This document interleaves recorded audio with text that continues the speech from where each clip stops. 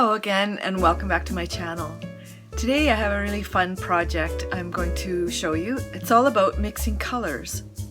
That's something that lots of people have problems with. So we're going to cover how different ways to mix colors plus different combinations of colors. Before I get started, be sure to subscribe to my channel by clicking the little red button below and click the little bell too so that you can be notified when I have a new video. So let's have a look at the drawing and get started on painting. So today I'm working with these funny houses. They're tall and skinny and I think they're pretty cute. You can find the drawing on my website at summerbaystudio.com and you can just download it from there and trace it, and then you can follow along with the video as we do this, or you can use your own colors. Doesn't matter. What does matter is that you can learn this technique. So let's begin. First of all, when I talk about painting with pure colors, that means I'm painting with this color, for example, and not mixing it with anything else. And I have done some lessons and some projects with just using pure colors. If you look at my Portuguese tiles, you'll see some of those are done in pure colors. But I'm going to be mixing today, so this is my color palette. And what I'm going to do is use this part of it to mix the colors. Now these colors are ones that I used on a previous project, so I'm going to leave them there because they're already pure colors and I might want to mix with them. But I'm going to show you as we go along how to mix these colors, and I'm going to do the entire painting in mixed colors without pure colors. So to start with, I want to use this turquoise blue, but I would like to have it a little bit more like this. So I'm going to pick this blue up and I'm going to mix it with some of this. And I'm just going to mix the corner because I don't want the green, this is phthalo green, I don't want it to take over. So this is what I'm looking for, halfway between these two. And I've just mixed them from these dry puddles on my palette. So now I'm going to go over here and start by painting this first house. I've decided to make them all bright colors. This is like Disneyland. I'm not a big fan of dull colors anyway, but they do have their place, so I'm not going to complain about that. In fact, my philosophy is not to complain, period, because complaining doesn't really do anything. If you have a problem, you look for a solution. Complaining actually tells the world I'm powerless to change anything, so therefore I'll just crab about it. So there's that pretty blue house. Next up, I'm going to do this tree because I'm going to want to paint this wall behind it. And basically with watercolors, you paint from the front to the back, unless you're doing a broad wash for sky, for example, and want it behind all your mountains or whatever. It happens more often in a landscape. But because watercolors are transparent, you can't paint over top of them like you can with acrylics and oils and hope that it'll cover what's behind, because it usually won't. So I'm painting the tree because this wall is behind it, and I'm going to do the other trees as well.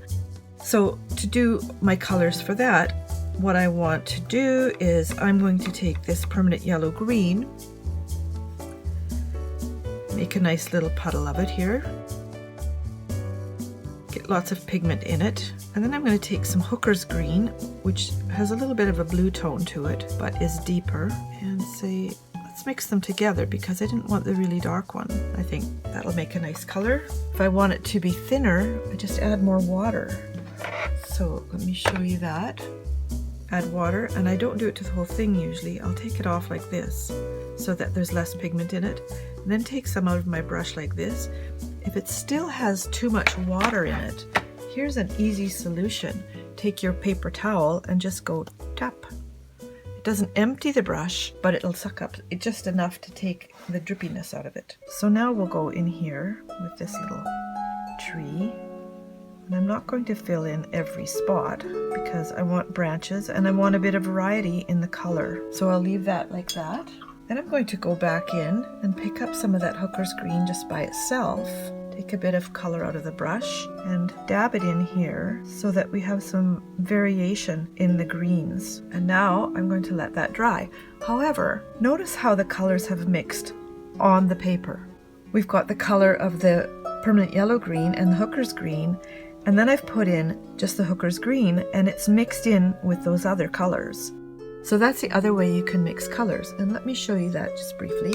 I have a scrap here. If I put down some Hooker's green and keep it a little on the wet side, and I want to mix some turquoise into it,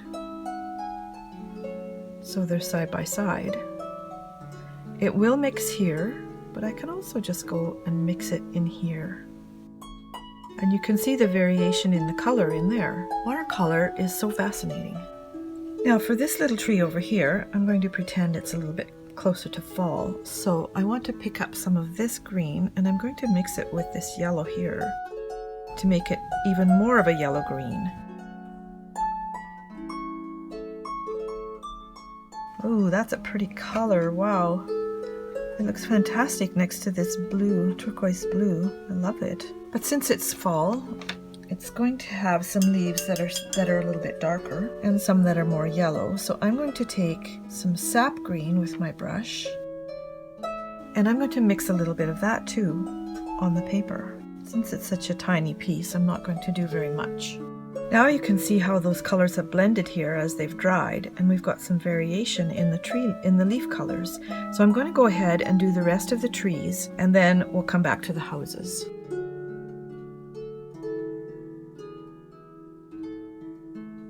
This is sap green with a little bit of yellow green in it.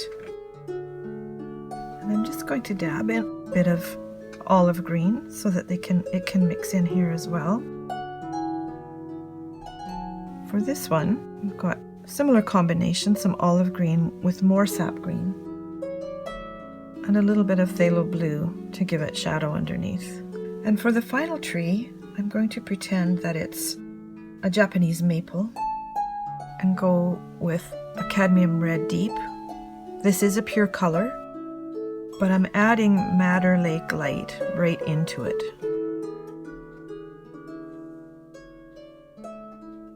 And then I'm going to just put in a few little dabs here of alizarin crimson. Don't really want the alizarin to mix too much because it blooms up into everything, so it'll take over, but it is pretty gorgeous.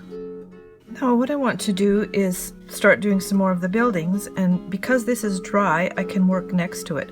What you really want to be careful of is if I were to come in here and accidentally touch this wet part, that paint would bloom into the new one and I'd have to clean it up afterwards, which I don't want to do. So I'm going to just do the side of this building and I'm going to use a smaller brush. Because I work small in a lot of cases and I like detail and a certain amount of finesse, even if it's a loose painting. Number 4 and number 6 are often my most used brushes. Now see, that has too much water in it. So I just get that off there because I want this side to be paler, because I'm saying that the light is coming from the right hand side in this. For the next building, I've taken some of this permanent orange and mixed it with a little bit of yellow ochre to tone it down a bit. And here's my color, which is gorgeous. So we'll just go in here and paint this little building. And I'm not trying to go right to the green because I don't want to pick any of it up. Just going kind of around the edge, and I don't mind that little white shows because I kind of like that look. But there is building showing amongst the leaves here, so I'm painting that in. Not worried about going over the trunk there at all because it will be darker once I get to it anyway. My brush is getting quite dry and I have just a little bit more building over here on the side alongside the tree that I think probably grows up the side of the building.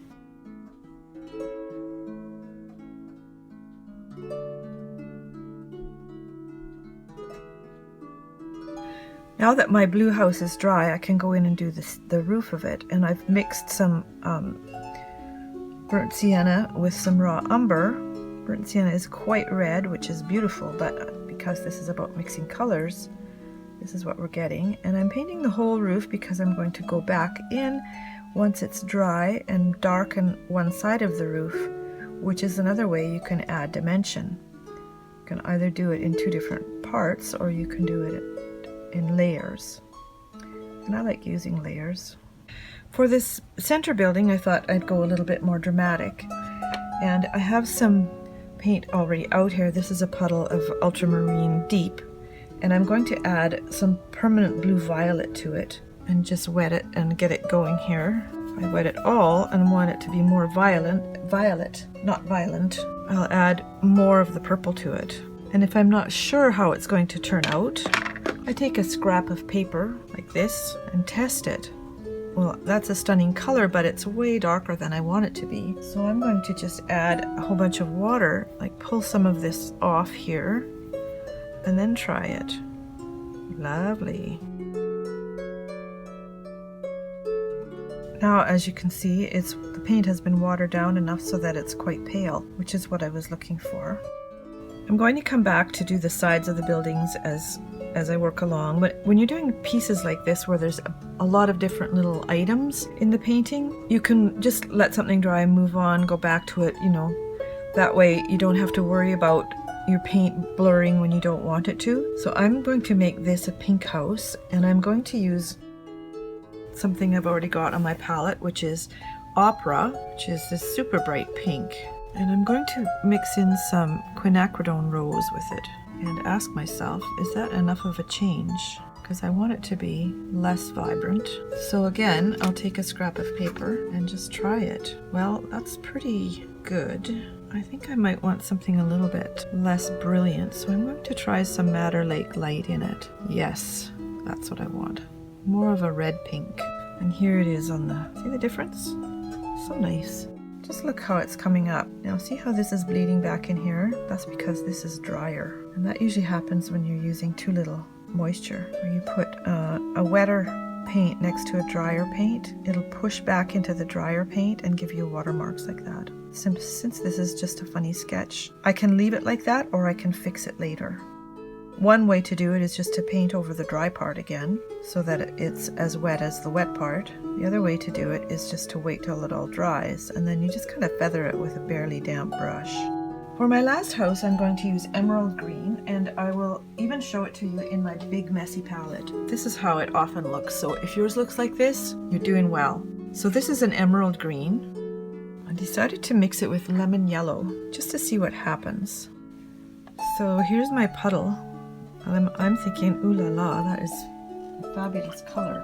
But I think I want a little bit more yellow. So I'll throw some more yellow in there. Yes, I don't know why, but I love this color. And we'll paint this little house here. I have a little bit too much water in my brush at the moment, but if I keep moving quickly and spread it down, then it won't get too dry. Like if I take too much off of it, then it'll come on too dry and I'll get the same thing happened here. So I'm going to just work through it and keep moving the paint down so that's using up what's in the brush. Just go in amongst the tree there a little bit. This drawing is so cute. I love these kind of things. They look like elf houses or something. Oops, there was a little power flicker. That wind is serious. Don't go out, I can't do that. Where I live, there are lots of trees and forests, and sometimes when the wind is bad, it will knock a tree onto the power lines, and then the power will go out. But I really don't want that to happen right now. Now for my last little house, tucked in behind this yellowish orange one, I'm going to use this peachy pink. This is a set called Pastel Dreams by Prima Marketing. I love this little box. Plus, I added a bunch into it when I was traveling so that I could have more. I found I needed more greens when I was in Rome. So I'm going to use this peachy color here. And I'm going to mix with it this cream colored color, which is called Jaune Brillant, which is French for bright yellow, which I don't think it is, quite frankly, but maybe the French do. And both of them are quite creamy colors, so they're going to be a little more opaque, but I think this will look pretty up against this other house. Yes, love the color. It's almost a blush pink. Watercolor has so many fun aspects. I mean, I could have made this little house any color I want, and if you're following along and painting it yourself, paint them whatever color you want. Whatever makes you happy, since it's your painting. But if you did want to do them similar to me, then you know what colors I'm using. Now I'm going back over into this building here and using just a little more diluted of this very same color mix.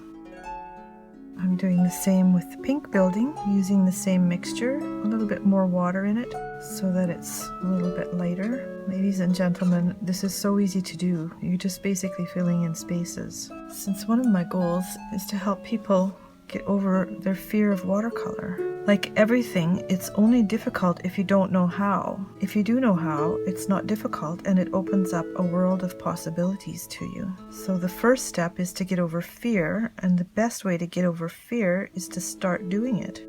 So get out your brushes and paints and get started.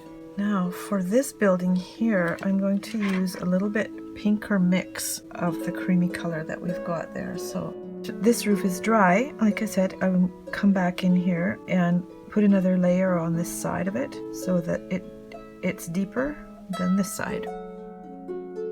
For the other rooftops, I'm going to use some of the mixes that I already used for the other buildings, just probably a bit deeper. For example, this one is the same mix as this one, just has less water in it. And this rooftop is a similar mix to this. It just has a little bit more phthalo green. I love these two colors together. It reminds me of the ocean, and I love everything that reminds me of the ocean. Now for the steps and the rocks in the front here, I'm using all the same color, and I'll probably add in a few shadows and stuff in a minute. But what I'm using is cerulean blue, a little bit of raw sienna, a little bit of Payne's gray, and just a touch of lamp black.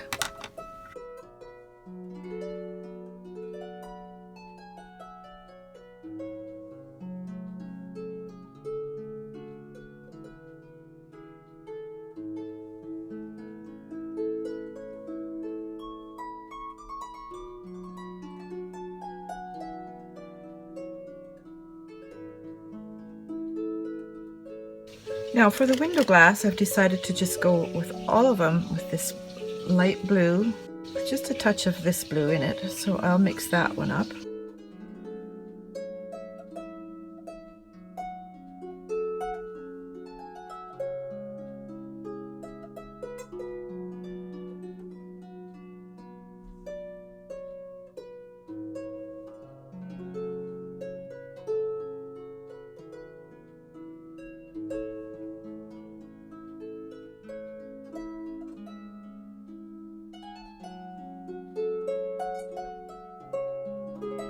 So as you can see, I've used mixed colors in every one of these different little motifs, and what they do is produce a whole host of other colors that you might not expect to find as a pure color.